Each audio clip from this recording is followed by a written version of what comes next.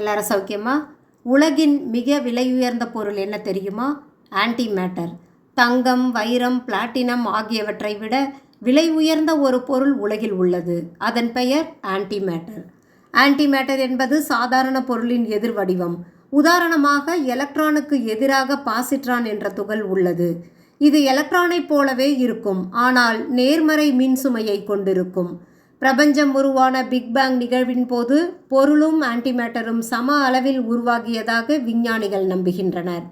ஆனால் இன்று நமது பிரபஞ்சத்தில் ஆன்டிமேட்டர் மிகவும் அரிதாக உள்ளது. ஏன் அது மறைந்துவிட்டது என்பது இன்னும் பெரிய மர்மமாகவே உள்ளது.